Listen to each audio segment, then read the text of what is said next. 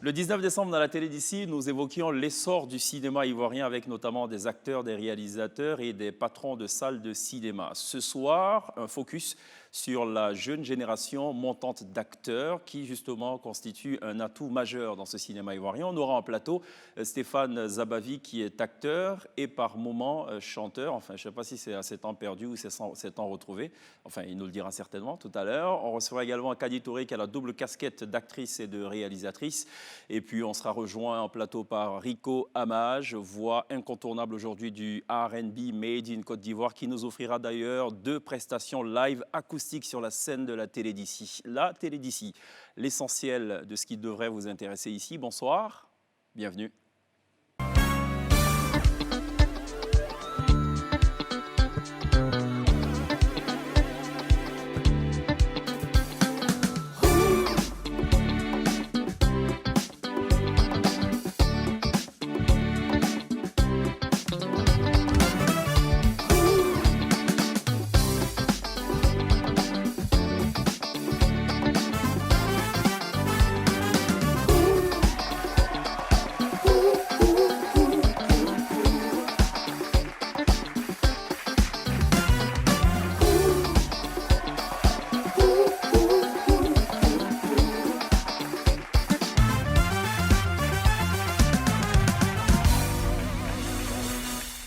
Bonsoir, bienvenue dans la télé d'ici, votre rendez-vous quotidien du lundi au vendredi de 18h45 à 19h45 sur NCI, la nouvelle chaîne ivoirienne. Ce soir, on parle cinéma, on le disait tantôt, mais surtout un focus sur les acteurs de la génération montante du cinéma. Et j'ai beaucoup de plaisir à recevoir Kadi Touré. Ça va, Kadi? Ça va, chez Kivan. C'est quoi comme verre? C'est un verre olive, c'est un verre bouteille?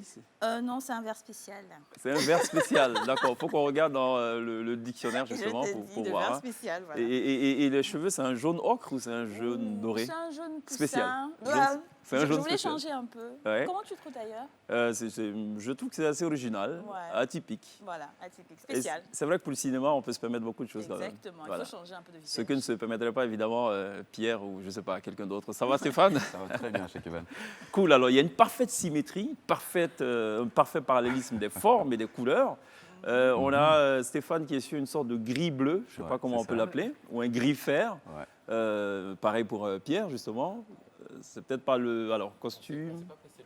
D'accord. Pas du tout. Et Princesse qui est dans un verre bouteille. Oui. Là, pour le coup, je ne me rate pas là. Ça va? Ça va, Ça se passe bien? très bien. Le cinéma ivoirien, de 0 à 10 aujourd'hui, on dirait quoi? Passer l'époque d'Henri Duparc, de Nyuambala et tout, j'aimerais bien Honneur avoir aux votre dames. avis. Honneur aux dames. On dirait 7. 7. 7 sur 10. Ouais, 7 sur 10. Ouais, Honneur aux dames également, 7 sur 10? Non. Alors, Non, mais 7 sur 10. d'accord. Pour ceux qui voudraient éventuellement savoir qui sont nos invités ce soir, je vous propose de regarder ces 2 petites vidéos, 2 fois 1 minute. C'est un medley de leur performance justement dans quelques productions ivoiriennes. On regarde et juste derrière, on se retrouve.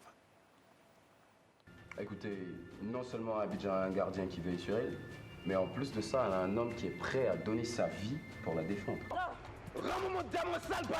On trouve l'acheteur et on a le diamant.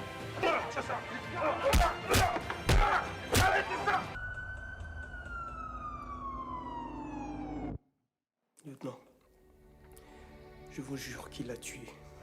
Ok, jeune homme. Viens nous voir quand tu auras les preuves de ce que tu as appris. Non, lieutenant! Je vous dis qu'il a tué, c'est à vous de le prouver!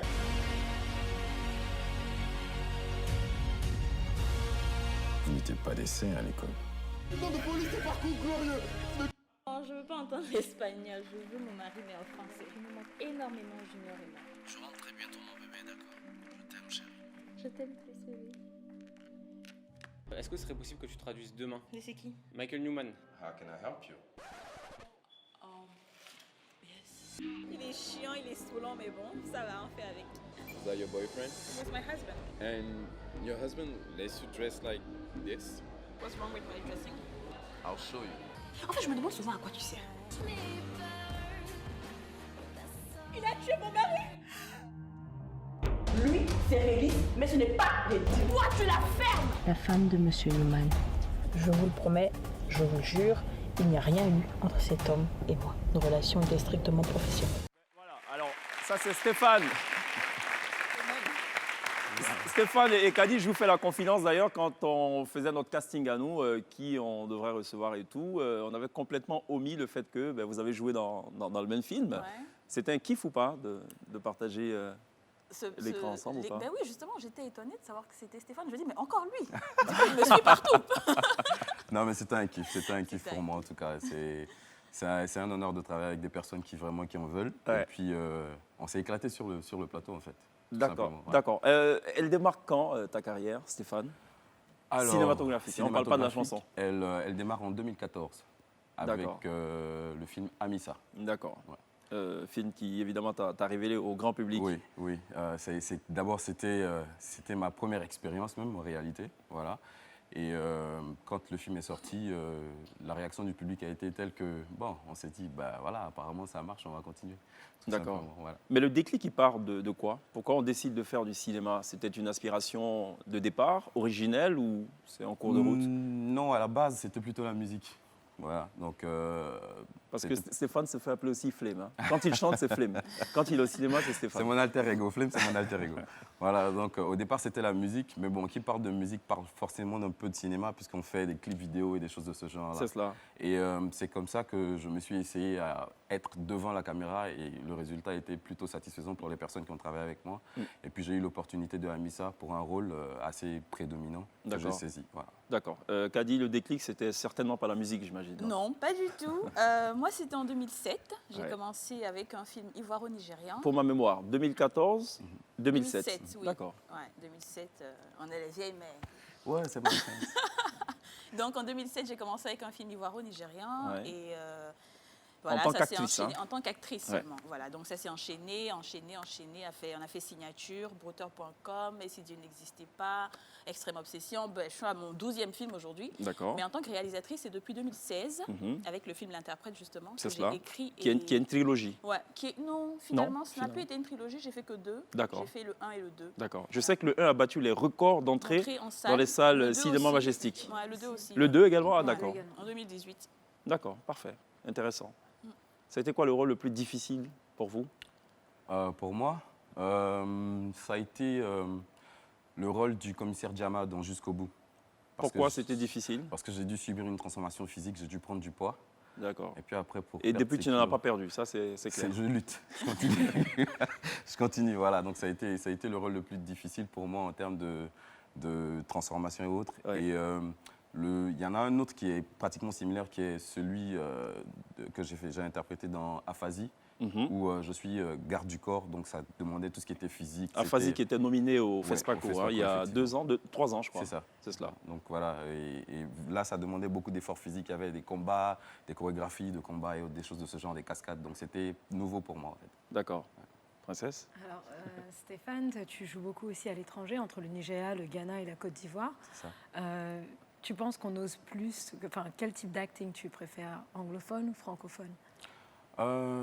Enfin, moi on va dire que c'est un peu biaisé parce que moi je suis à l'aise dans les deux, dans les deux domaines, les deux registres.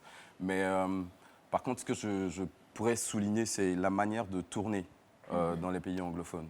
Ils sont un peu plus rapides, on va dire. C'est-à-dire que ce que nous, on prendrait du temps à faire ici, parce qu'on est dans le souci du détail, eux, ils te font tourner rapidement et puis après, au montage, ils font ce qu'ils ont à faire comme magie et tout. Voilà. C'est un peu la mentalité anglo-saxonne. Hein, ouais, ils sont fast. Go straight, ça. voilà. C'est ça, en fait. Les francophones sont plutôt dans la finesse, dans la correction et tout. Le rôle le plus difficile pour Kadi de ces 12 films? Difficile.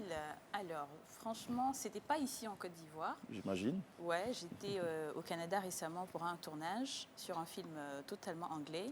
Et ça, c'était un rôle un peu difficile pour moi parce que non seulement c'était la première fois que je tournais avec des personnes que je ne connaissais pas du tout en anglais, qui ne me connaissaient pas non plus.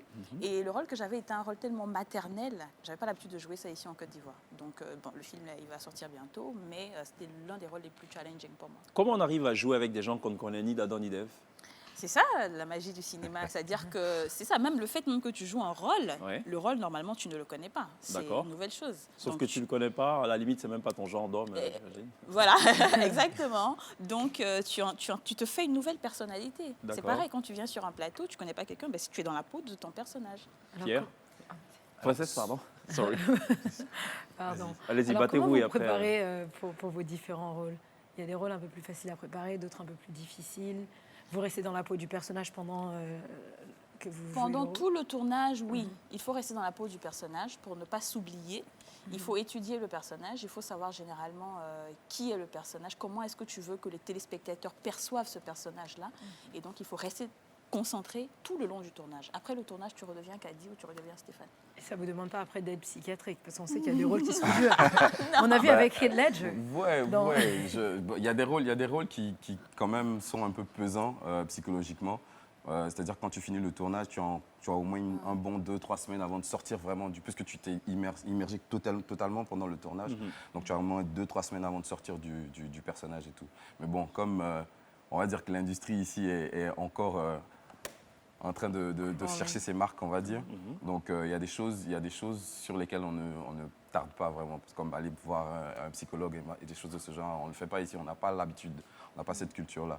Mais je pense que de plus en plus, les gens commencent à se tourner vers ça, à fouiller un peu plus et à savoir un peu quelles sont les différentes choses à faire pour pouvoir rester sain dans sa tête après avoir interprété un personnage de ce genre. Alors moi, il y a un point qui m'a intéressé dans ce que vous avez dit, c'est celui de la transformation physique. Et là, ma question va s'adresser à vous deux. Moi, j'ai eu jusque-là le sentiment qu'on choisissait des personnages qui étaient déjà, je veux dire, corporellement bâtis pour un rôle. On leur attribuait des rôles. Mais aujourd'hui, c'est quelque chose de courant de devoir subir une transformation physique pour un rôle. Oui, justement, tant pour le réalisateur lui-même, parce que le réalisateur, il veut forcément, par exemple, Caddy pour ce film-là. Mais Caddy est un peu trop grosse. Il faut que Caddy maigrisse. Parce qu'il sait que c'est le jeu de Caddy qu'il veut. Il sait que c'est la tête de Caddy qu'il veut, non seulement pour vendre et tout ça. Donc, tant pour le réalisateur que pour Caddy elle-même. Parce que pour Caddy, c'est un challenge.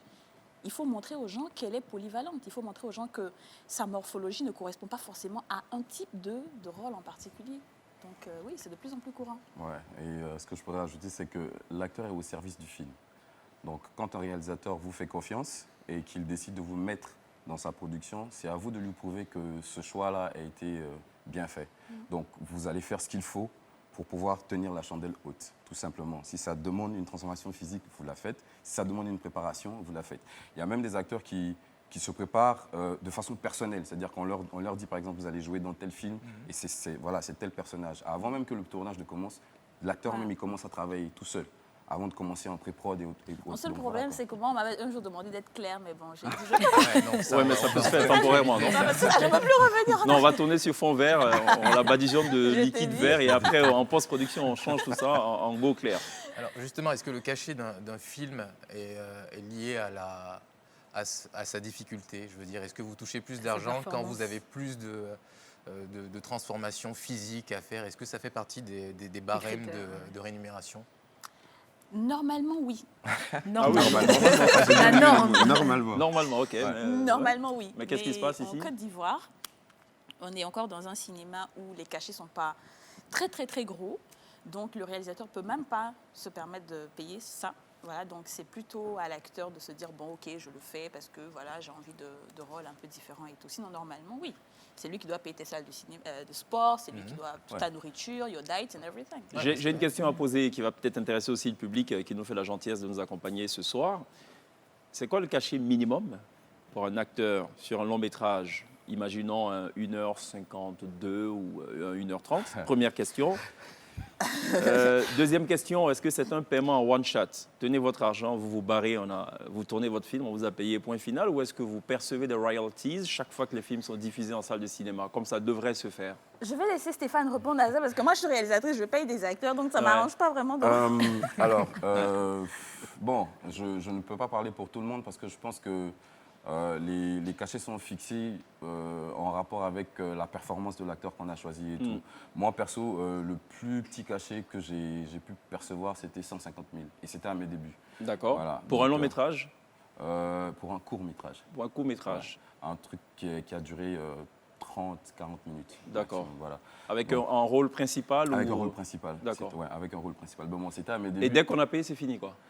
Oui. Sur ce coup-là, c'était le cas. Dès qu'on m'a payé ça, après, bon... Je crois qu'il faut qu'on tourne un film qu'on va appeler L'esclavage est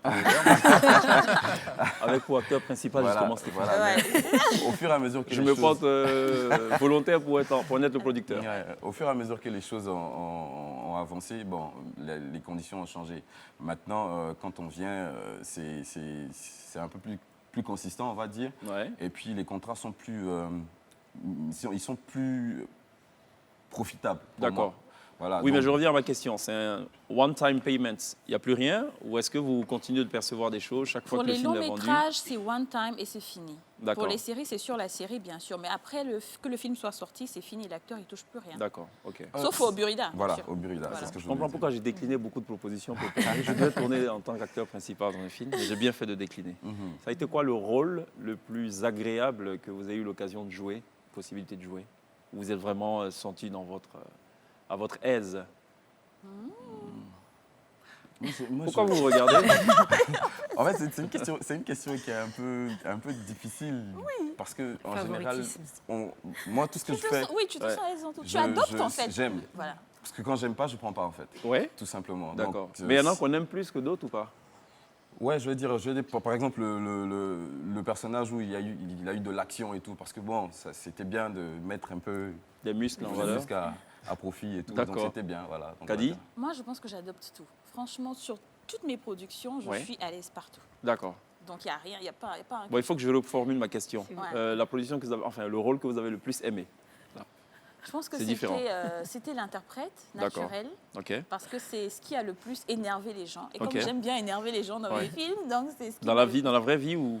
Non, au cinéma. Juste parce pour que savoir. comme en Afrique, généralement, les gens, ils mettent toujours l'étiquette sur l'acteur. Ils se disent que si elle a joué ce rôle-là, ça veut dire qu'elle est comme ça. Ouais. Donc ça me plaît bien. Comme ça, au moins, les gens ne connaissent vraiment jamais ta personnalité. Donc j'ai bien aimé l'interprète. Alors, tous les deux, vous jouez dans les films. Est-ce qu'il y a des films où vous avez lu le script et vous dites « Ah, mais j'aurais pas fait ça comme ça ». Vous avez envie de refaire la fin, en fait, ou refaire quelques scènes remettre votre scène à votre sauce. Je sais que vous avez quand même une latitude, mais complètement, vous dites non, mais ça, là, non, mais non. Ben oui, bien sûr. Moi, dès que je prends un scénario, je demande au réalisateur ou au producteur, est-ce que tu es ouvert aux critiques? Et s'il me dit oui, moi, je te change ça tout de suite. Parce que moi, j'écris aussi, donc je sais un peu ce que je veux. Donc tout de suite, je te mets non. Enfin, moi, dans mon cas, c'est un peu différent. Moi, je propose. Voilà, c'est-à-dire que quand on a, par exemple, une scène qu'on doit tourner, il y a ce que le réal veut. Et il y a la proposition que je vais faire. OK, moi, je la pense comme ça. Qu'est-ce que vous en pensez, monsieur ou madame? Et si ça fonctionne, s'il est d'accord, ben, on tourne tout simplement. Voilà. Et au niveau des castings, en fait, comment ça se passe? Parce que vous faites des castings tous les deux. Oui. Toi, tu es plus souvent derrière les castings et toi, tu es plus souvent devant. Comment ça se passe? Moi, particulièrement aujourd'hui. Alors, au début, oui, je faisais les castings. Aujourd'hui, c'est une star, elle ne fait plus de casting. On l'appelle on gagne du temps. Voilà. Elle ne fait plus de casting. Stéphane n'en fait plus. Voilà. Oh, si. En Côte d'Ivoire? Ouais, j'en fais encore. Mon dernier film, par exemple, Jusqu'au bout, j'ai fait un casting. D'accord. Justement. Et malgré le fait que ce soit avec un réalisateur avec lequel j'ai déjà travaillé. Ouais. Mais il m'a casté parce que pour ce personnage, précisément, il avait besoin de certaines choses. Il voulait savoir si j'étais apte à pouvoir les lui donner. D'accord. Alors, Kadi, sur l'ensemble des deux interprètes, oui. Tu as dû couler certainement l'équivalent de 3 seaux de larmes. Oui. Comment on trouve les larmes quand on tourne? Ouh là là. On pense à une histoire triste qu'on a dans la tête? J'ai quelqu'un qui m'a dit un jour que moi, je suis pleureuse sur commande. D'accord. Un peu comme les pleureuses professionnelles en PIBT et tout. Voilà. Okay, bon. Alors, bizarrement, je pense. Je ne sais pas comment je m'arrange, mais je pense, et puis je pleure. Parce que je pleure facilement aussi, donc... Bon, c'est toutes les femmes en principe, non? Ouais, c'est ça. non, c'est pas moi, en général, j'ai pas tellement eu à pleurer. À pleurer, déjà. Mais à faire pleurer, par contre, ça c'est bien faire. Ça, c'était bien. D'accord. Dans la vraie vie aussi? Non, pas dans la vraie vie. Dans les films, on parle de cinéma. Donc, mais quand c'est le cas, quand je dois, par exemple, rentrer dans des émotions, en général, c'est tout ce qui accompagne qui donne la sensation. Le truc, c'est de pouvoir guider le spectateur vers l'émotion qu'on veut véhiculer. Donc, généralement, je ne suis pas nécessairement obligé de faire que mes larmes coulent. Oui. Mais avec toute l'atmosphère, toute l'émotion, tout le jeu, ils perçoivent que, le gars, il va pleurer. D'accord. On choisit aujourd'hui un titre qui est quand même assez assez particulier, génération montante du cinéma. Est-ce que c'est une pression d'être cette génération-là, de sentir que le cinéma ivoirien repose quasiment sur vos épaules? Ouais. C'est une grosse pression. C'est une grosse pression. Stéphane, il n'a pas de souci d'épaule. Hein. Je pense qu'il peut 2 tonnes. C'est une grosse pression parce que tu as l'impression que chaque pas, il faut que tu surveilles chaque pas. Il faut que tu surveilles chaque rôle et il faut que tu surveilles chaque apparition. Parce que toutes les personnes qui aujourd'hui rêvent de faire du cinéma, ils te regardent. Donc, ils regardent tes choix, ils regardent tes rôles, ils regardent toutes tes apparitions. C'est-à-dire, ils sont focus sur toi. Donc, et surtout, moi, en tant que productrice aussi, c'est une pression parce qu'on veut bâtir une industrie. On n'a pas encore la grosse industrie du cinéma qui existe au Ghana ou au Nigeria. Donc moi, pour moi, je veux bâtir une industrie. Je me suis fixé des objectifs de faire sortir tel nombre de films par an ou bien par... Tu vois, donc il faut vraiment que voilà, c'est une pression. Ouais, je la rejoins sur ce coup-là. C'est effectivement une pression, mais en plus, ça, pour moi, c'est un honneur. Parce que quand on retourne dans le passé cinématographique de la Côte d'Ivoire, il y a pas mal de choses qui ont été faites et qui étaient sur l'échiquier. Et à un moment, on a disparu des écrans et tout. Et là, on revient. Et ça nous incombe à nous de porter haut le drapeau de la Côte d'Ivoire. Donc, c'est une pression, certes, mais c'est un honneur. Et puis, bon, moi, je me dis tout simplement que c'est un métier qu'on a choisi de faire. Il vient avec ses bons et ses mauvais côtés. Et il faut juste assumer et se donner à 100%, à 150%, à 200% même pour pouvoir atteindre les objectifs qu'on s'est fixés, tout simplement. Donc moi, je ne réchigne pas, quoi, tout simplement. Alors c'est qui votre... vous vous inspirez de qui dans la culture cinématographique ivoirienne? Vous tenez cet héritage-là de qui? Vous voyez en quel grand acteur ivoirien? Alors moi celui de qui je m'inspire dans le paysage ivoirien, c'est le doyen Bienvenu Neba. Voilà, qui est quelqu'un avec qui j'ai eu la chance de tourner. Donc déjà, c'était un gros kiff et c'était un honneur. Et c'est une vraie bibliothèque, ce monsieur. C'est-à-dire que vous tournez avec lui, vous apprenez en même temps. Et il vous fait évoluer, vous partagez des choses avec lui. Et moi, c'est lui. En Côte d'Ivoire, pour moi, c'est lui. Et vous, Kadi? En Côte d'Ivoire, il faut que je... Il n'y en a pas.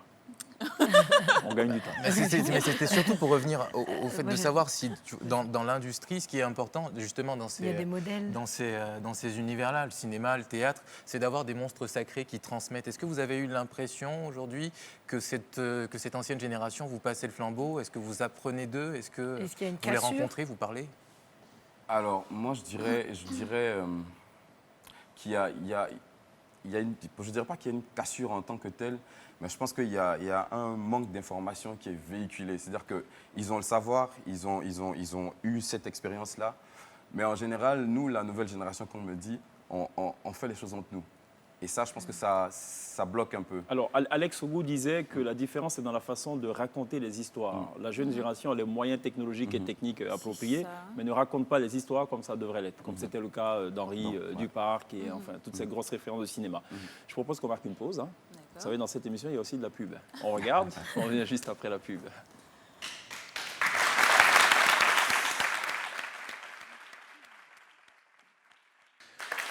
Retour sur le plateau de la télévision, votre talk show quotidien sur NCI, la nouvelle chaîne ivoirienne. On parle cinéma ce soir, mais on parle aussi musique, puisqu'on a été rejoint entre-temps par Rico Amage. Ça va, Rico? Ça va très bien, chef.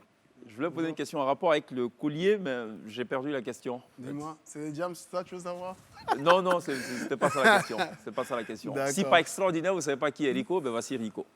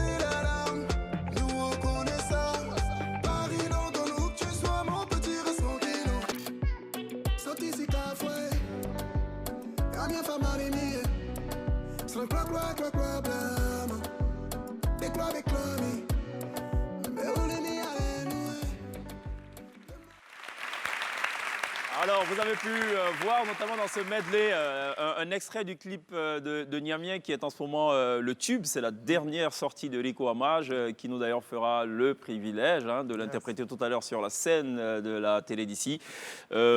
Musique et cinéma, évidemment, j'imagine que sont les membres d'un même corps. Musique sans cinéma, c'est juste impensable. On est bien d'accord? Exactement. D'accord. Rico, plutôt cinéphile ou... Ouais, j'adore le cinéma. J'adore le cinéma. D'accord. D'accord. J'ai choisi la musique, contrairement à Stéphane. D'accord. Et comme on est des magiciens dans la télé d'ici, en fait, on a essayé de lire dans la tête de Rico pour savoir un peu le genre de film qu'il regarde. Et on est même allé plus loin. On s'est dit, mais c'est quoi la scène culte, d'après lui, la scène culte qui restera vraiment dans sa mémoire cinématographique? Voici ce qu'on a trouvé. Ça, c'est vraiment dans sa tête. Ça, je vous fais la confiance. Voilà, voici le medley, enfin, la scène culte, selon Rico. On la regarde. Tore a hole in the sky. Only a few survived. Our only hope is in my hands. Take off the pack, nice and slow. Put that hand on me again, you won't get it back.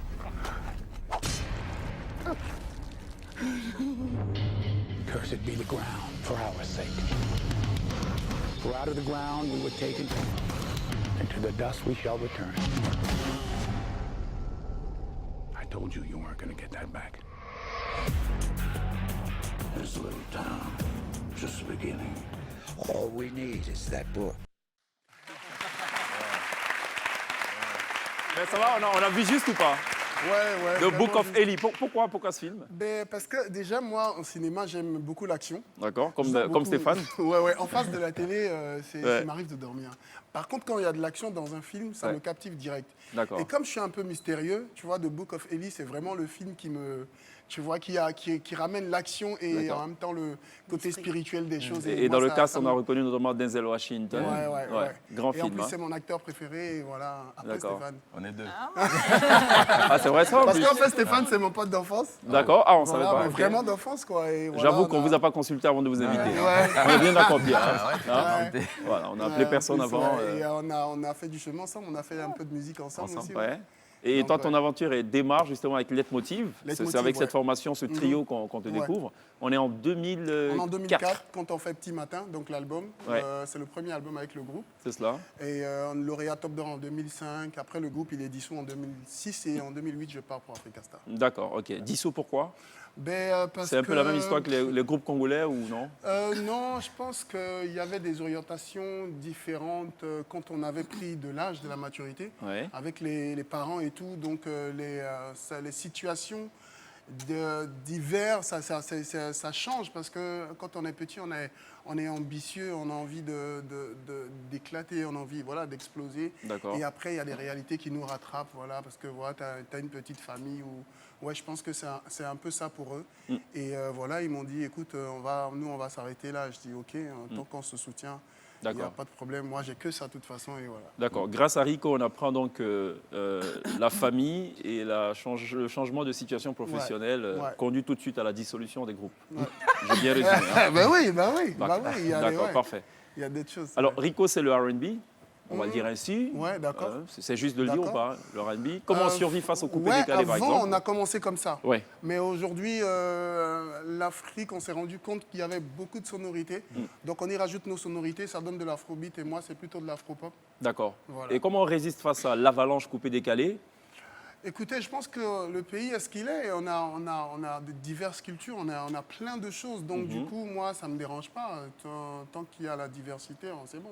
Après, chacun fait son truc et chacun a son public. Il n'y a pas de guerre. L'ami d'enfance qui est le voisin de gauche, donc, qui est à droite de l'écran de télévision, c'est quoi son film culte? Moi, mon film... Le film de référence, quoi. C'est Indiana Jones. D'accord. Ouais, Les Chevaliers de l'Arche perdue. D'accord. C'est le premier de la saga.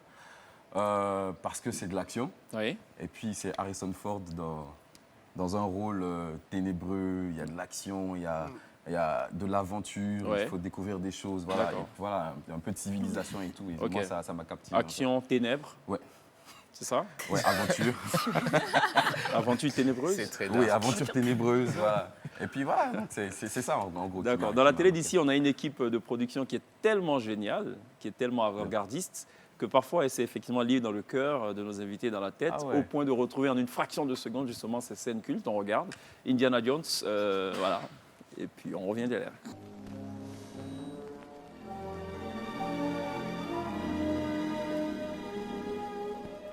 Depuis près de 3000 ans, l'homme cherche l'arche d'alliance, l'arche perdue. Selon la Bible, l'arche peut raser les montagnes et dévaster des régions entières. Il ne faut pas prendre ces choses à la légère. Nul ne connaît les secrets de l'arche. Si l'arche d'alliance se trouve réellement à Tanis, la main de l'homme ne doit pas s'en approcher sous peine de mort. Écoutez, patron, si vous voulez toujours l'arche, elle va partir par camion au Caire. Baisse-toi!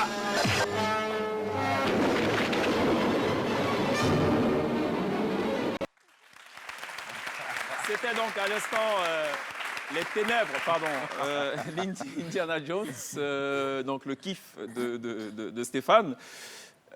Kadi, c'est quoi le rôle que tu ne joueras jamais de ta vie d'actrice, de comédienne? C'est les films porno. C'est un rôle aussi, hein, parce que c'est un film. Ouais. C'est un film. Voilà. Non, je suis d'accord, il y a de la direction derrière. Il y a de la direction artistique. Que tu ne joueras jamais. En plus de ça, j'imagine. Un film où je dois être un pédophile ou quelque chose de ce genre. D'accord, ok. Sinon, proxénète et tout, ça ne gêne pas. Bon, après ça, c'est la société. Voilà, c'est des trucs. Le cinéma, c'est un peu le pédophile, reflet c'est de la société Oui, aussi, mais hein. personnellement, par rapport à moi-même, je ne suis pas très à l'aise avec, en fait. D'accord, ok. Voilà. D'accord. Rico, la musique que tu feras jamais. Il s'attendait à la même question. Non, mais en plus, c'est vrai que tu peux me poser la même question. Je sais que tu peux faire du zouk, tu vois. Allez, du zouk, ok, compas, ouais. Ça marche. Mais est-ce qu'il y a une musique que je ne ferai pas? Non, je pense pas. Je pense que, non. En plus, j'écoute tout, moi. D'accord. Donc, je peux me retrouver en train d'adapter tout genre de musique à ce que je fais. D'accord. Je pense, non. Je ne vais pas m'exclure tout de suite parce que la musique, sûrement, il n'y a pas de contrainte. D'accord. Ténèbres. Pas de film pédophile, pas de film pornographique. Rico, peut s'adapter comme un bon acteur. Par exemple. D'accord. Ouais, mais sinon je peux tout faire. D'accord. Je pense que vous avez épuisé tous les qualificatifs et les vocables, les superlatifs possibles. Kadi, c'est quoi ton film culte finalement? C'est Peur primale. D'accord. C'était avec Richard. On pleure dedans ou... Non, on pleure pas. Vu que tu as dit que tu adores pleurer. Non, ça c'est Mind Games. Des choses, exactement. C'est-à-dire que c'est l'intrigue. Oui. Moi j'aime les films où quand tu regardes au début, tu peux jamais imaginer. Du Kevin Spacey par exemple. Exactement. Ok. Avec Kaiser Soze, où c'est à la dernière minute qu'on comprend tout le film. Donc j'aime beaucoup les intrigues, l'émotion. Voilà, d'accord. Moi j'ai adoré un film. C'est un film de Roman Polanski qui s'appelle Carnage, en fait. Donc, quand on voit le titre tout de suite, on pense à du sang, tout. Mais en fait, le film se passe dans un appartement. C'est une conversation entre deux couples. Et en fait, il y a un couple qui est juste venu présenter ses excuses à un couple parce que leur enfant a tabassé l'enfant de l'autre et tout. Voici toute l'histoire. 1h45 minutes, mais laisse tomber quoi. Le niveau du suspense, j'adore ce genre de film. le dialogue, tout se passe entre le salon et la cuisine. C'est ça. Je peux vous dire. Il n'y a pas d'action, je vais dormir. Non, tu vas adorer, je peux te dire. Ou alors Buried, où tout le film se passe en fait dans un cercueil. Le mec, il a été enterré vivant, il n'a qu'un téléphone portable, il n'a pas le réseau. Il est enterré quelque part en Afghanistan. Je trouve que ça, c'est vraiment de la créativité, c'est la force des scénaristes. D'accord. Et notre force à nous ici, c'est de trouver aussi des scènes cultes. Voici celle de Kadi Touré, Peur primale. À partir d'aujourd'hui, si votre mère dit qu'elle vous aime, vérifiez son témoignage. Excusez-moi. Cabinet de Martinvel. Tu as entendu les nouvelles. Il faut que je le défende. Avocat brillant. Sa réussite dérange. Vous avez l'intention de vendre les droits du livre tout de suite? Et vous ne cherchez pas à faire les gros titres des journaux, n'est-ce pas, procureur? Richard Gere. C'est moi qui parle. Toi, tu ne parles pas. Ton boulot, c'est d'avoir l'air innocent. Mais je suis innocent. C'est ça, c'est ce regard que tu dois voir au procès. Tu t'en souviendras, regarde-toi dans la glace. Surtout quand un meurtre fait la une. Il y avait quelqu'un d'autre dans la pièce. Une troisième personne? C'est une ligne de défense qui ne tient pas debout. Désormais, ce sera la nôtre. Publiez ça et je vous fous en procès. Peur primale. Alors, je note qu'aucun aucun de nos invités ce soir n'est romantique. C'est vraiment totalement dommage. Hein. C'est comme la disparition du zouk. Enfin, disparition pas totale. Bon, on avait Tia hier qui défendait le fait que le zouk est encore présent. C'est juste que c'est cyclique et tout. Vos scènes cultes, enfin, peut-être pas scènes cultes, mais vos films cultes, Pierre? Moi, je dirais pas, je ne saurais pas dire maintenant, mais il y a un univers en particulier qui me plaît, c'est celui de Wes Anderson. Je ne sais pas si vous connaissez, enfin, c'est assez Je le connais, c'est un acteur originaire d'Aloha, c'est ça? Non, pas du tout, pas du tout. Alors, Wes Anderson, c'est un réalisateur qui a vraiment une touche assez particulière, qui joue énormément avec les couleurs et le vintage.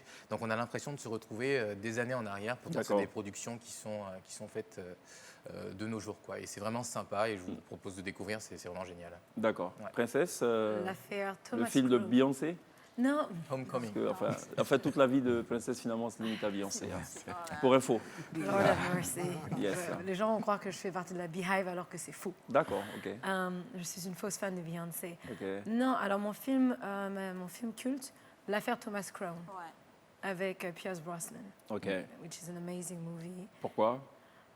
Mind Game, l'intrigue. D'accord. On ne se doute jamais que ce monsieur qui a des millions aille voler des tableaux. D'accord. Parce que ça lui fait plaisir. D'accord. Personne n'a parlé de Pretty Woman et tout. Ça vous intéresse pas? C'est pas grave. C'est trop déclassé. On met à la poubelle, non? Ah, c'est pour les gosses? On met pas à la poubelle, mais je veux dire, c'est du déjà vu. On sait dès qu'ils se rencontrent, tu sais qu'ils vont se marier, avoir des enfants. D'accord. Spectroman et tout, ça vous parle pas du tout? Ils se rencontrent, après il y a un peu de palabre. Voilà, c'est ça. D'accord. Spectroman et tout ça, non, ça vous dit rien. Pourquoi ça me parle, ça? C'est quoi? Spectroman? Ouais. Spectroman, dit quelque chose. Vieille série. D'accord, ok. Spectroman. Yeah. Ouais. En fait, quand tu regardes Spectroman, tu te demandes comment tu as pu passer même 2 minutes devant ce film à l'époque. C'était des figurines que je suis sûr que les gars déplaçaient des figurines, on a l'impression que c'était. Franchement, et les effets spéciaux. Ouais, elle a fumé et tout, quoi. Non, mais vous n'avez pas le droit de le dire parce que ça, c'est l'histoire du cinéma. Si aujourd'hui vous êtes dans le confort, c'est bien parce qu'il a fallu passer. C'est pour ça que j'adore la cérémonie des Oscars aux États-Unis où tous les ans on rend justement hommage à un pionnier ou à une industrie. On ne parle pas beaucoup de quelque chose, c'est le directeur photo. C'est valable pour les clips, pour les films, c'est un rôle central. Le directeur photo, oui. C'est lui qui fait beaucoup. Il fait beaucoup le chef-op, comme on dit. C'est cela. La beauté, on va dire, du film repose sur lui. C'est cela. Voilà, c'est-à-dire qu'il doit maîtriser sa caméra, il doit maîtriser ses lumières, il doit maîtriser... C'est un pion essentiel. Il y a même un prix qui est décerné aux Oscars, le meilleur directeur parce que photo. le directeur photo, il plante l'atmosphère en fait. Voilà, donc tu as des scènes par exemple où on te dit c'est le coucher de soleil et tout, et on n'a pas nécessairement de coucher de soleil, c'est lui qui est obligé de faire la magie là sur le plateau. Et à l'écran, tu as l'impression que c'est un coucher de soleil et tout, mais bon, il a disposé les lumières d'une certaine façon, il a fait des températures, voilà quoi, donc c'est important, c'est un et c'est eux maillon qui ont beaucoup important. d'argent parmi les techniciens. En principe, je pense, c'est ça, parce que c'est eux qui créent l'émotion visuelle. Hein, parce que une scène tournée sous le soleil et une scène tournée avec une lumière tamisée, psychologiquement, dans le mind mapping, la différence, elle est claire. Rico n'a pas encore participé à un film, de ma jeune mémoire. Film, à moins que je me plante. Non. C'est un projet. Tu as déjà été approché ou pas? J'ai déjà fait des pubs comme ça. Mais tu as déjà été approché pour un rôle? Ouais, bien sûr. Ouais. T'étais dedans en plus. C'était quoi, pardon? Mais oui, en plus, c'est vrai, il y avait un film. Ah oui, mais c'est vrai, en plus, on devait jouer dans le même film. C'est incroyable. Ouais, on s'est fait avoir. En fait, non, moi j'ai senti qu'il y a quelque chose qui clochait, quoi. Je devais jouer le rôle principal. Je pense que j'étais peut-être un médecin ou un chef d'entreprise et la compagne devait être faturée et tout. Sauf que, bon, on était bien avancé dans les réunions et tout, préparatoires. Et le mec a fait signer des contrats aux autres. Il n'y a pas de papier en tête, il n'y a absolument rien. Il faut signer, non, les gars, chez moi, je vais signer ça, quoi. Non, mais j'avoue que moi, le scénario m'a un peu plus... Oui, c'était pas mal, Quoique c'est un très bon producteur, parce qu'il a produit la série qui était la plus vue à l'époque au Sénégal. Hein. Et il avait au bas mot, je pense que vous savez de qui il est question, il avait au bas mot 500 000 vues sur YouTube pour une série qui n'était même pas doublée en français, qui était en Wolof. Et à l'époque, c'était un exploit. Ça, je peux vous le dire, quoi. Mais c'est pas grave, hein. Toi, tu as une tête d'acteur de toute façon. Donc... Mais il faut que j'ai le temps aussi. Ouais, c'est ça. Alors, si vous deviez choisir un acteur pour votre biopic, Waouh. Vous serez votre propre acteur. Un acteur pour mon biopic. Un acteur ivoirien, de préférence. Moi, je pense que je peux l'aider là. Peut-être Landry. Landry Niamba, Landry Niamba, non? yes. That's a good one. Non? Pas vraiment. Enfin, il me jouerait à quelle période? Parce que biopic, c'est depuis l'enfance jusqu'à... Ah, d'accord, sorry. Voilà, ouais, quand tu es gros, quoi. Bah oui, pour rester en forme, là, comme ça. Sauf ouais, qu'il en fait, ça demanderait plusieurs acteurs. Voilà, Alors, quelle brochette Ouf. Le truc, c'est que disons acteurs jeunes, il n'y en a pas vraiment. On a quoi? On a Angérique, on a Ephraim. Ouais. Après, il n'y a pas grand monde. Il n'y a pas grand monde, tu vois. Et puis pourquoi parler de biopic maintenant? Je suis encore là. Non, mais il y en a qui ont des biopics et sont encore vivants. Ouais, non, Princesse, elle a l'avantage de penser très loin, c'est ça son avantage. Exactement. Elle est 50 ans en avant, elle a une avance, mais terrible. Voilà. Il lit dans les esprits, moi je pense au futur. Ouais, voilà. c'est ça. Et vous? C'est très bien. Et moi, tu sais qui peut jouer ça? Parce que comme toi, tu connais beaucoup d'actrices. Ouais, je connais Kadi Touré. Qui peut Wow. Il y avait une jeune fille là. Qui ça? Je sais plus. Elle est un peu. Elle est un peu comment? Parce que ça prend en compte ça, la forme, le physique. Non, mais je comprends pas. Enfin, qu'on me dise, ok? Qu'on me dise, ok? Mais là, c'est un mélange de... Et quoi, Villebrequin? Elle parle de Bibendum. D'accord, c'est une superbe découverte, hein, ce format. Pierre a justement une découverte pour nous, qui a rien à voir avec le cinéma, je ne sais pas. Alors oui, quand on parle de Ça se passe ici, il y a 5 chances sur 6 qu'on finisse par parler d'écologie avec moi, donc vous allez y passer aujourd'hui ici. Ouais, je comprends le vert. Ouais, bah voilà, ils se sont mis dans le thème, super. Ouais. Donc aujourd'hui, je vais parler de la biomasse. Est-ce que vous savez ce que c'est? Non. Super, donc ça a tout lieu d'être aujourd'hui. Donc le principe de la biomasse, c'est d'utiliser des déchets agricoles ou issus de l'agroforesterie comme combustible pour produire de l'électricité. Donc les végétaux sont recueillis et transformés en énergie par combustion, gazéification ou encore par méthanisation. Alors hier, ici, on parlait d'urbanisation, de population croissante et tout ça, bien sûr, ça rime avec des besoins en énergie qui augmentent. Et bien sûr, la tendance, elle est à l'énergie renouvelable. Il y a une urgence à remplacer les énergies fossiles par des alternatives et trouver des solutions au réchauffement climatique. Donc, il faut savoir que même les barrages hydroélectriques sont emmenés à baisser leur production, puisqu'en Côte d'Ivoire, la pluviométrie a baissé de 13% depuis les années 80 et on enregistre 0,8% de température en plus. Donc, la Côte d'Ivoire est un pays agricole, donc on produit bien sûr chaque année des millions de tonnes de déchets agricoles, donc de biomasse, donc ce qui est une source d'énergie inestimable. Donc aujourd'hui, en Côte d'Ivoire, on a un projet qui est en cours de construction d'une centrale, la plus grande en Afrique de l'Ouest, qui va être alimentée par ces déchets agricoles, qui sera construite à Aboissau, à 100 km à l'est d'Abidjan. Donc cette centrale à biomasse devrait répondre aux besoins en électricité d'1,7 million de personnes. Donc on a une deuxième centrale de biomasse qui va être créée et qui, cette fois, va se focaliser sur les déchets issus de la culture du cacao, donc tout ce qui est cabosse et qui va être les fèves qui ne vont pas être utilisées, donc abîmées. On est le premier producteur au monde et on produit environ 26 millions de tonnes de ces déchets, donc c'est encore une fois une source inestimable d'énergie. Et il faut savoir que ces déchets-là, quand ils ne sont pas recyclés, quand ils ne sont pas traités sous forme de biomasse, on va les brûler à l'air libre, donc ça va augmenter nos émissions de CO2. Donc il faut savoir que tout ça, quand cette centrale elle va tourner à plein régime, c'est 250 000 tonnes de CO2 en moins par an qui vont être émises par la Côte d'Ivoire et son coût est évalué à 230 millions d'euros. D'accord, ben c'est super alors.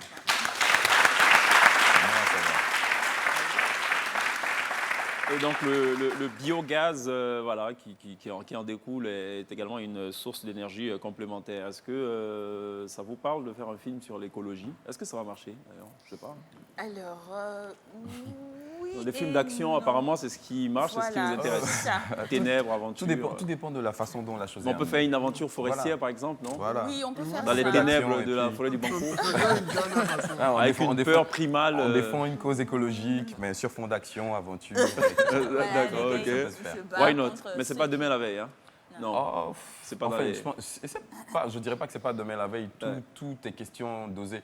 Non, Kadi, elle a dit tout de suite non. Elle sait ce qu'elle est en train d'écrire. Exactement. Moi, je suis réaliste, je suis productrice. Je sais ce que les gens ont envie d'entendre, ce qu'ils ont envie de voir et ce qui marche surtout. D'accord. Donc, si je veux que ça marche et que ça me rapporte, c'est pas ça que je veux faire maintenant. Par contre, si je veux faire pour réveiller les consciences, parce que j'ai pas envie d'avoir de retour d'investissement derrière, que je veux faire juste pour les festivals et tout, oui, bien sûr, c'est un très très beau sujet. Il y a la pub juste derrière. Je vais vous poser une petite question pour vous titiller. On revient dans 2 minutes. À toutes.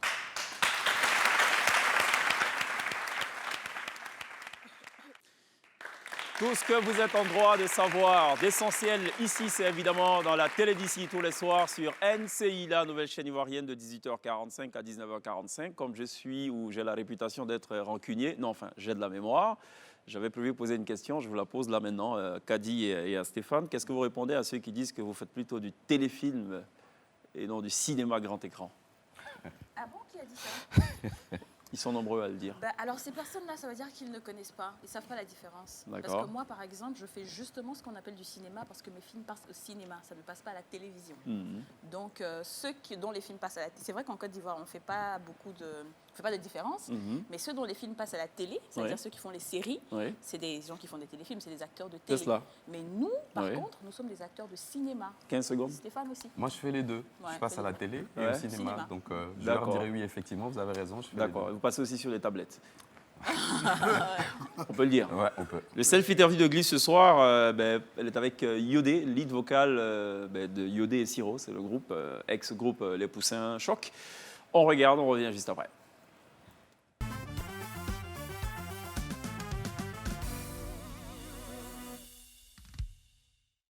Bon, salut tout le monde. Bienvenue dans les self-interviews de Glisse avec aujourd'hui Yodé. Salut Guégué, le numéro 9. Numéro 9 vous-même. C'est Purigeois, mais c'est le numéro de Purigeois. Je suis le numéro 9 de tous les Ougolais, ils savent. Voilà. Tu fais quoi d'exceptionnel pour être numéro 9? J'ai fait, comment on appelle, 5 albums. 5 succès. Je n'ai jamais tapé poteau. Je suis le 9. Tu as tué. C'est ça qui est là. Mais au foot, tu as quel numéro? 9. Encore? Oui. Voilà. Et c'est qui ton footballeur préféré à part toi-même? Didier Drogba. Wow, tu as déjà rencontré Didier? Oui. Alors, c'était comment la rencontre avec lui? On n'a pas causé, mais on a pris photo. Mais pourquoi tu n'as pas causé? Non, mais il y a trop d'hommes. Donc, je ne voulais pas. Tu vois, je suis un 9, lui aussi, c'est un 9, donc voilà. Après, vous êtes plus revus et tout ça? Non. Yodé, tu ressembles à un gars qui, quand il n'est pas sur la scène, là, il est dans les Koulangayo. Quel Koulangayo? Dans les petits shows. Oui. Non, je m'amuse beaucoup. J'aime beaucoup m'amuser. Tu es un homme, tu es un bon vivant. Tu vois, non? Voilà. C'est ce qui est dans ton ventre qui est pour toi. Et tu manges quoi? Tu aimes manger quoi? Je suis un bêté, non imagine. Seigneur, je sais que tu es bêté d'Ali Djedje. Oui. Ah, non. C'est riz et sauce graine. Du 1er au 31. C'est ça. Tu exagères. C'est ça qui est Tu as chez les blancs là-bas, il y a riz et sauce graine là-bas. Ils créent. Toi-même, tu crées ou bien les gens créent? C'est que je suis chez eux, je crée. Non, ça veut dire que tu peux pas rester plus de 6 mois en France? 6 mois en France, ça a fait quoi? Qu'est-ce que tu vas faire là? 6 mois en France, ça peut faire quoi? C'est le Bélis qui est mieux. Il paraît que ton premier gars à Paris, ça allait te tuer. Qui a dit ça? Pardon. Moi, j'étais le chef de tout le monde. Quand le monde en vient, il essaie d'abord. Ou tout le monde n'a pas monté là, moi, il essaie d'abord. Quand il est fini, il est où Riyad maintenant? Ouais, c'est la première fois que je te rencontre sans ton compère. Où est-ce qu'il est? Il est à Paris. Ah, d'accord. Ouais. Il vient bientôt continuer l'histoire.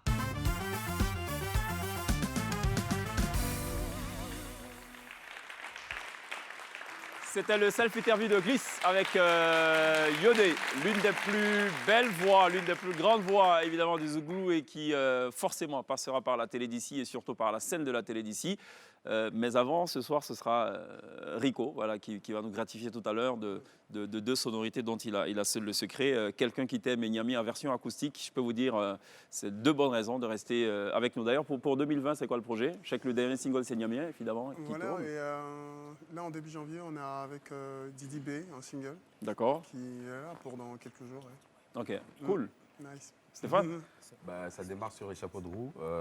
Déjà, la semaine prochaine, je m'envole pour le Cameroun pour un projet. Donc, voilà, c'est ça qui est... Un projet, ça veut dire quoi? C'est un long métrage. D'accord. Voilà, avec des acteurs camerounais et tout. Donc, super.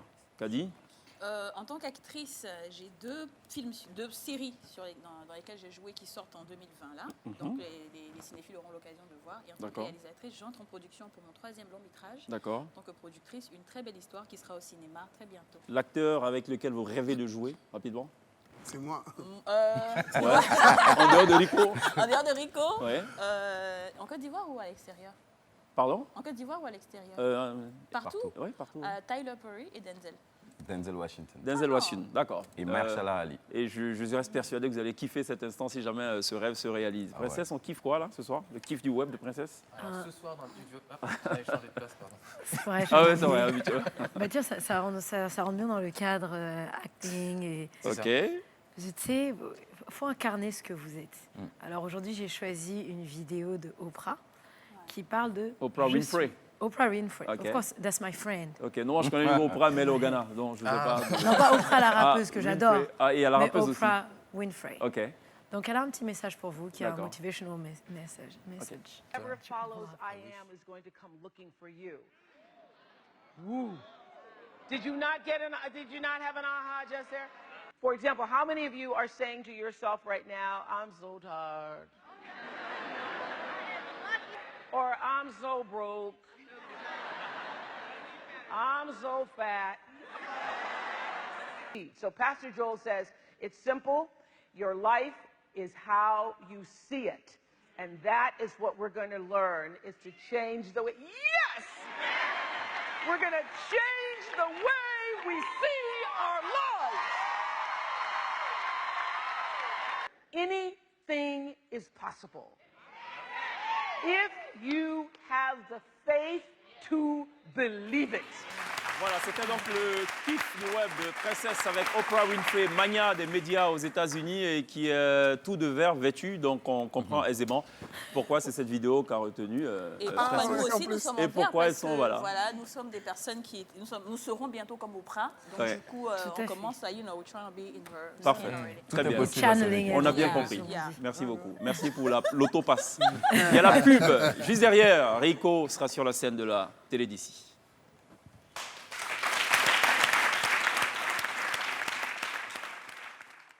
Retour sur le plateau de la télé d'ici pour le dernier virage et pour cette dernière émission de la semaine. Merci Kadi Touré d'être passée, actrice, réalisatrice, productrice de cinéma. Merci également à Stéphane Zabavi, acteur, comédien, on peut le dire désormais, et qui reviendra certainement dans cette émission, mais sous la casquette de Flemme, puisqu'il chante également. Merci également à Pierre, à Princesse, excellent week-end à vous. N'oubliez pas tout à l'heure, NCI 360, le JT, avec Mélina Makissi, suivi de la météo de Maïmouna Ebrard, qui sera peut-être habillée en vert ce soir, on ne sait jamais, on verra bien. S'en suivra donc NCI reportage dans les murs de la cathédrale de la basilique Notre-Dame de la Paix de Yamoussoukro, à vivre absolument. Ça durera 13 minutes, et je peux vous dire 13 minutes inoubliables. À 20h30, votre blockbuster avec Melina McCarthy et Jason Bateman dans le film Identity Thief. Et puis, rendez-vous à ne manquer sous aucun prétexte NCI 360 ce dimanche avec Ali Diarasouba qui reviendra évidemment en mode décryptage sur le discours à la nation du chef de l'État. Il aura d'ailleurs comme invité le ministre de la Communication et porte-parole du gouvernement Sidi Touré Tiemoko et le procureur de la République Richard Adou et également d'autres confrères de la presse imprimée. C'est tout pour la télé d'ici. Excellent week-end à toutes et à tous. On marque une pause pour se délecter justement de ces sonorités que nous offre Rico. À lundi, d'ici là, take care.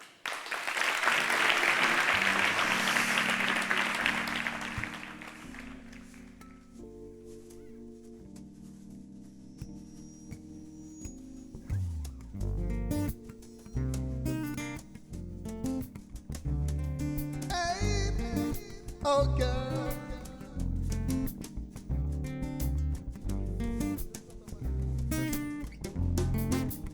Tu trouveras bien quelqu'un qui t'aime, qui te traitera comme une vraie femme. L'amour parfait tu le retrouveras, et juste passer et faire le time. Tu trouveras bien quelqu'un qui t'aime, qui te traitera comme une vraie femme. L'amour parfait tu le retrouveras, et juste passer et faire le time. Il t'a blessé, tu l'as aimé, tu t'es donné, il t'a laissé, négligé, il t'a rejeté. Il oublie que t'es comme une prunelle. Insisté, il s'est détourné. Il est allé voir ailleurs pour t'offenser. Attristé, tu t'es isolé. Tu ne veux plus mettre du cœur. Tu trouveras bien quelqu'un qui t'aime, qui te traitera comme une vraie femme. L'amour parfait, tu le retrouveras. Et juste passer et faire le time.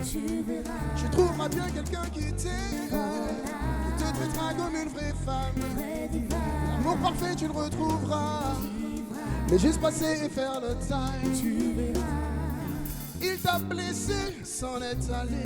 Il a piétiné tous vos beaux projets, tout saccagé. Oh ouais, pourtant une belle romance venait de commencer. Oh ma woman, no right. Un autre sécheur à tes larmes. Tu vivras une autre histoire. Tu trouveras bien quelqu'un qui t'aime, qui te traitera comme une vraie femme. L'amour parfait, tu le retrouveras. Et juste passer et faire le time. Tu trouveras bien quelqu'un qui t'aime. Oh non, qui te traitera comme une vraie femme. Non, tu verras.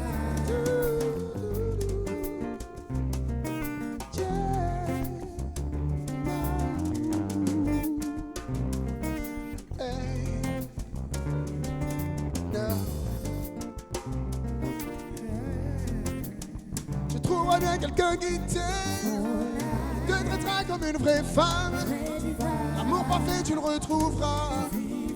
Juste passer et faire le time. Tu trouveras bien quelqu'un qui te traitera comme une vraie femme.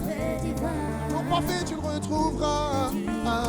Juste passer et faire le time. Tu verras, tu verras. Merci.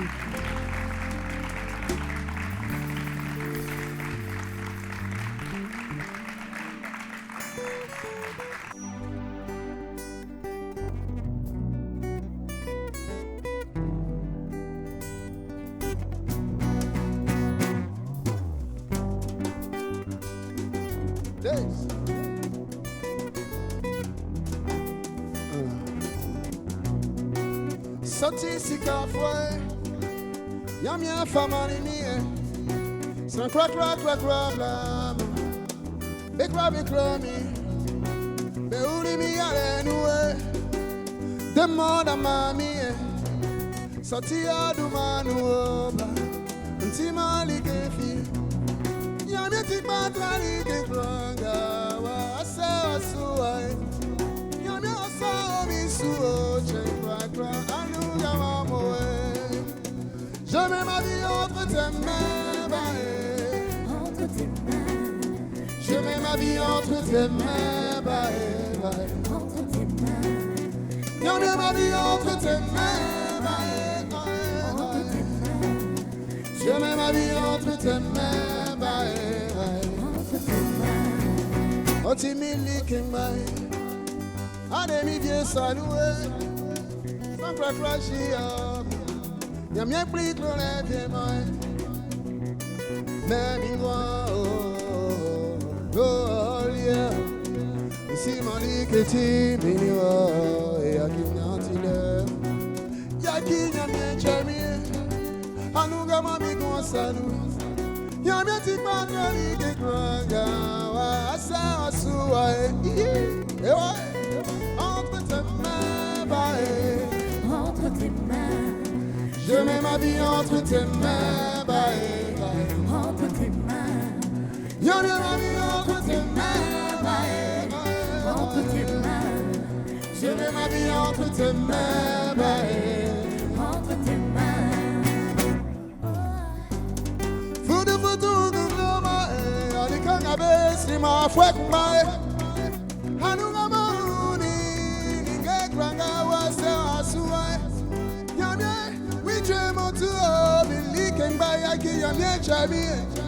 Baba baba baba moe oti mi sikse ya mi tike anwa mami ya mi ya we ba ya mi tike anwa mami ya mi ya ki chemi ya mi aki ni mi abla bien mieux y'a qui mini à bien. Je mets ma vie entre tes mains, entre tes mains. Je mets ma vie entre tes mains, entre tes mains. Je mets ma vie entre tes mains, entre tes mains. Je mets ma vie entre tes mains, entre tes mains.